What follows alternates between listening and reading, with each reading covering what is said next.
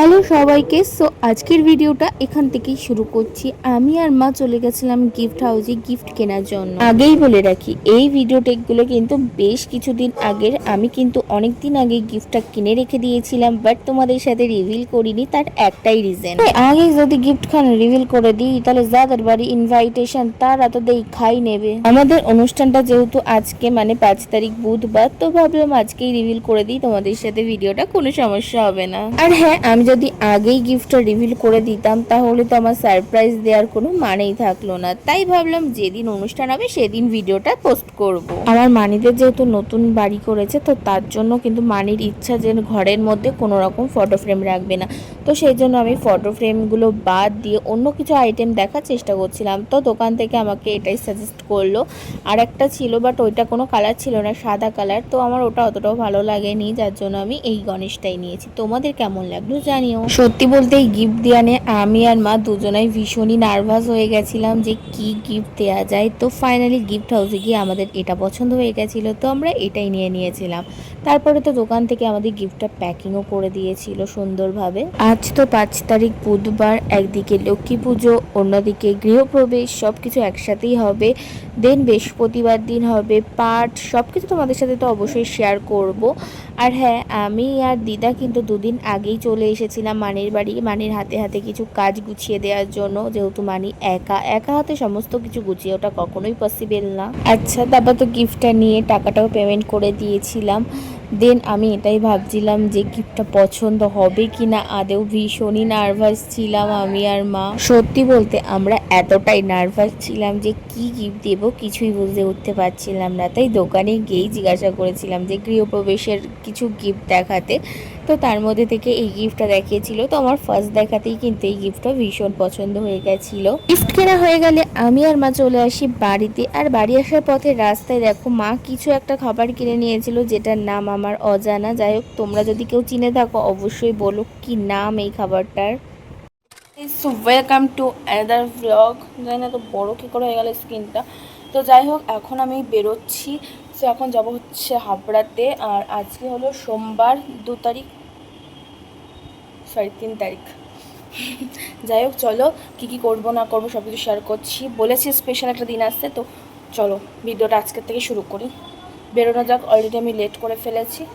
দেন ready হয়ে আমি চলে গেছিলাম স্টেশনে। আর এইটা দেখে নিশ্চয়ই ভাবছো যে আমার সাথে এতগুলো ব্যাগ কেন। তো আমার একার ব্যাগ ছিল না, আমার একটা, দিদার একটা, আর আমার মায়ের একটা, মানে সব কিছুতে জামা কাপড় ছিল। যাই হোক, যেহেতু অনেক দিনের জন্য যাচ্ছি তার জন্য কিন্তু বেশ টইটোপলা গুছিয়ে নিয়েছি একদম। তারপরে চলে গেছিলাম স্টেশনে, গিয়ে টিকিটটাও কেটে নিয়েছি। বাট আমাদের বনগাঁ স্টেশনে ভিডিও করতে দেয় না, চারিদিকে পুলিশ থাকে, তার জন্য তাও আমি একটু গিয়ে নিয়েছিলাম। তোমরা তো দেখতেই পেলে আমার বাবা কিন্তু ব্যাগপত্র নিয়ে আমাকে আর দিদাকে একদম ট্রেনে তুলে দিয়ে গেছিলো।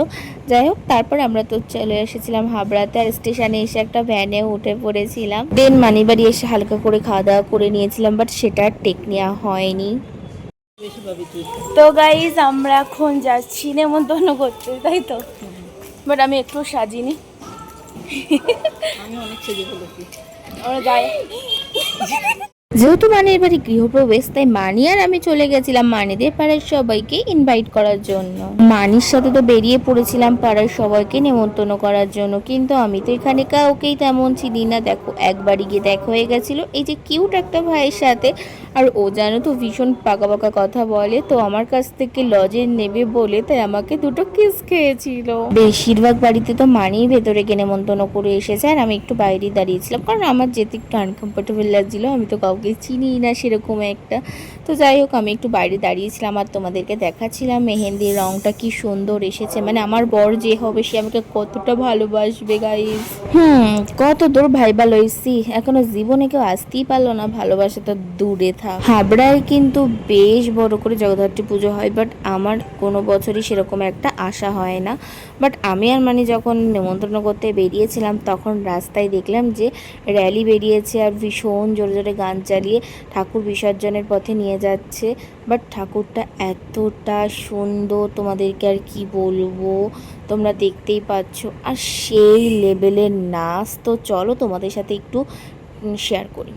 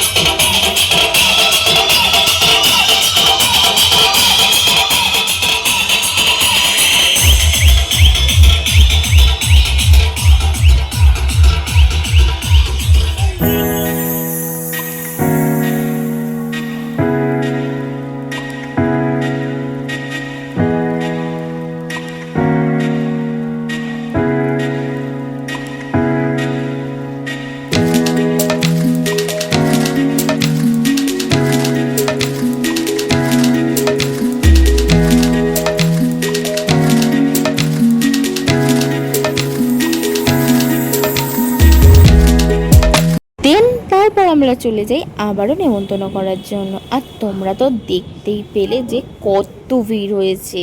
সিরিয়াসলি ভাসানে যে এত ভিড় হয়, মনে হয় আমি হাবড়ায় না আসলে জানতেই পারতাম না। নেমন্তন্ন করা হয়ে গেলে আমরা চলে আসি মানির বাড়িতে।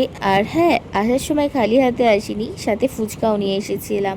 বাট এসে তো দেখি বাড়িটা এত সুন্দর লাগছিল রাতে। আর মেসোমণি তো চারিদিকে পুরো লাইটিং লাইটিং করেছে, মানে জাস্ট অসাধারণ লাগছিল।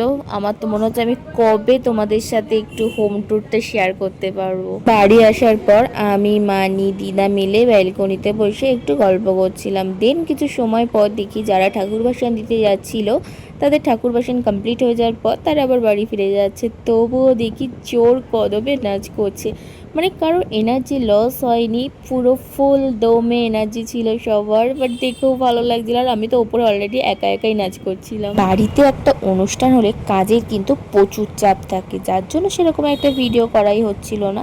তোমাদের সাথে যেটুকু পাচ্ছি শেয়ার করার চেষ্টা করছি। তোমরা কিন্তু সাবস্ক্রাইব করে রেখো নেক্সট ভিডিওগুলো দেখার জন্য, খুব তাড়াতাড়ি আসছে। তারপর কিন্তু বাড়িতেই চলে এসেছিল বিউটি পার্লারের আন্টি, তাও দিদা, মানি সবাই ভ্রু প্লাক করেছিল। আমাকেও অনেকবার বলেছিল, বাট আমি করিনি, কারণ আমি যেখানে বনগাই করি তার কাছে ছাড়া আমি কারোর কাছেই করি না সেরকম একটা। যাই হোক, আজ ভিডিওটা এই পর্যন্ত। তোমাদের সাথে দেখা হচ্ছে অন্য কোনো ভিডিওতে। তত সময় কিন্তু অবশ্যই চ্যানেলটা সাবস্ক্রাইব করে রাখতে হবে। টাটা সবাইকে।